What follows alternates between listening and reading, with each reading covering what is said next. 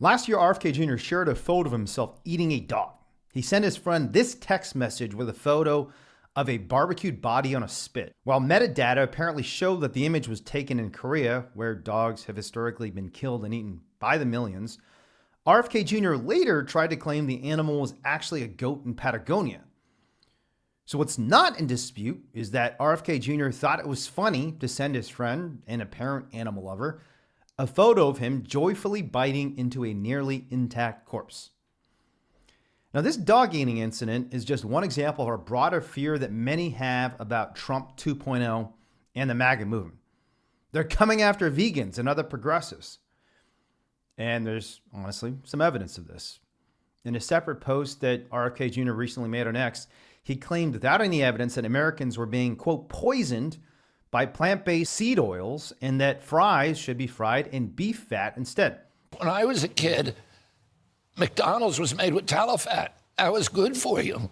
And your body needs that. It makes you healthy. MAGA Republicans have banned cultivated meat, lab-grown meat in Florida. Take your fake lab-grown meat elsewhere. We're not doing that in the state of Florida. And supported laws that prohibited the use of the word milk for soy milk and oat milk. I have not seen one soybean or one coconut ever give birth and begin to lactate. So it's not natural for them to produce milk. And when Trump was last in office, his administration described nonviolent environmental and animal rights protests as, quote, terrorism, and sought to send eco-activists to prison for decades. I know this very well because I was a subject of one such investigation by the FBI, which sent caravans of agents after 2 piglets I rescued from the largest pig farm in the nation. So maybe worst of all, though, is that Trump can't even pronounce the word vegan. I'm not into the vegan stuff, I must say, but I'm going to have to try this. We're going to come and try that vegan food. I don't know if I'm going to like it. It's vegan, Trump, not vegan. So of all this, it might surprise you to hear this, but I actually think that Trump 2.0 also has a chance of ending up being the most vegan-friendly administration in history. For the first time, 2 senior members of a presidential administration, the National Intelligence Director, Tulsi Gabbard, and the co-lead of the Department of Government Efficiency, Vivek Ramaswamy, will be committed vegetarians.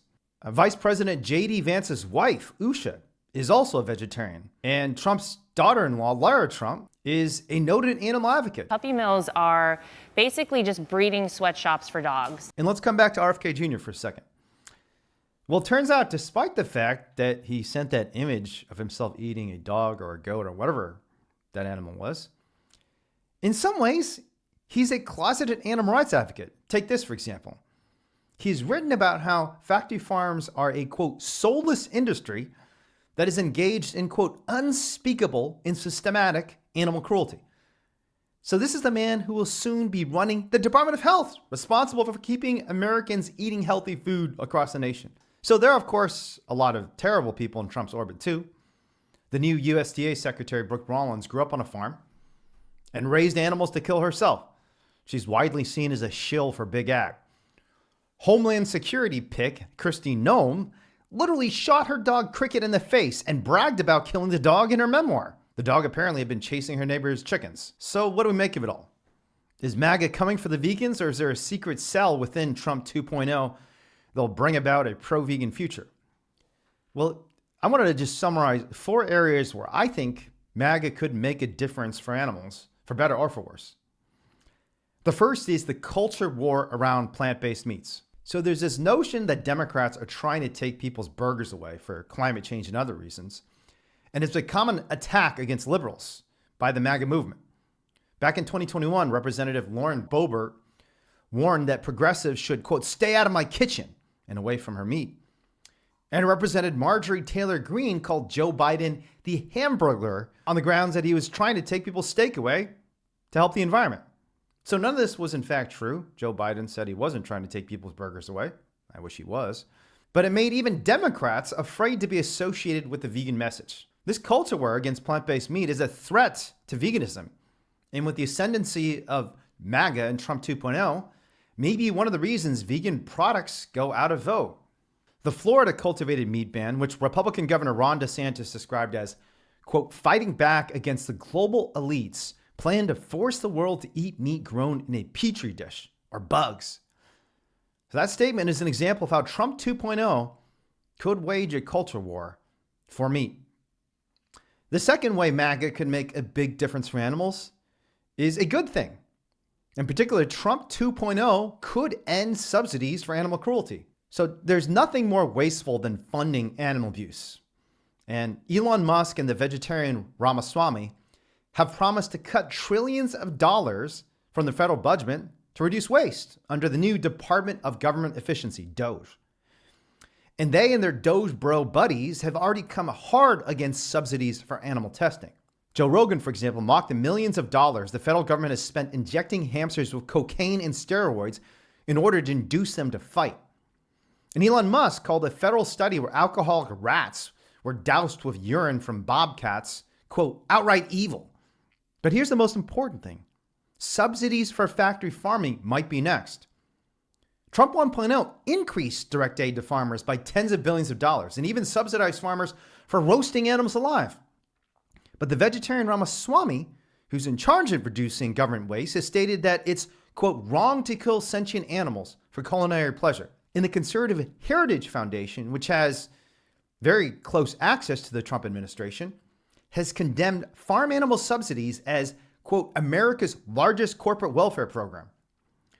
If Trump 2.0 merely reduces corporate subsidies for big ag by 10%, it could be financially the biggest victory in animal rights history. Point 3, targeting dissidents. Trump 1.0 pushed a number of laws that made it legal for state actors and even ordinary citizens to use violence against peaceful protesters. In fact, he himself tried to use the military to crush Black Lives Matter activists, and he once personally directed that protesters be physically assaulted at his rallies. He promised to pay the legal fees if it happened. I love the old days. You know what they used to do to guys like that when they were in a place like this? They'd be carried out on a stretcher, folks. We're not allowed, the guards are very gentle with him. He's walking out like big high fives, smiling, laughing. Like to punch him in the face, I'll tell you. Now, that doesn't bode well for those of us who have a dissonant perspective, including vegans and eco-activists. Ironically, the thing that might help us most here is Trump's distrust of the deep state. It's hard to effectively crush dissidents when you hate the people who you'd have to recruit to do the crushing. But either way, it's a threat to progressive protest, including for animal rights. Finally, point 4, and this is another good one. Trump 2.0 could end animal testing. Maybe the single most promising pro-vegan issue for Trump 2.0 is a new administration's likely approach to animal testing. Trump campaigned in part on skepticism of mainstream scientists. He's sown doubt in vaccines, climate change, even breastfeeding. But the silver lining in all this is that Trump 2.0 will help the vegan movement in cases where mainstream science has in fact failed. And animal testing is number 1 on that list. Trump and MAGA's attacks on Fauci, for example, focused on his use of beagles in animal experiments. As director of the NIH, you did sign off on these so-called scientific experiments. And as a dog lover, I want to tell you this is disgusting and evil, what you signed off on, and these experiments that happened to beagles paid for by the American taxpayer. And I want you to know Americans don't pay their taxes for animals to be tortured like this. And the last Trump administration was the first to issue a new EPA policy ending animal tests for the environment. So there you have it. 4 major areas that MAGA could have an impact on animals. The cultural war around plant-based meats, subsidies for animal cruelty, the targeting of dissidents, and an end to animal testing. So far, the score is 2-2.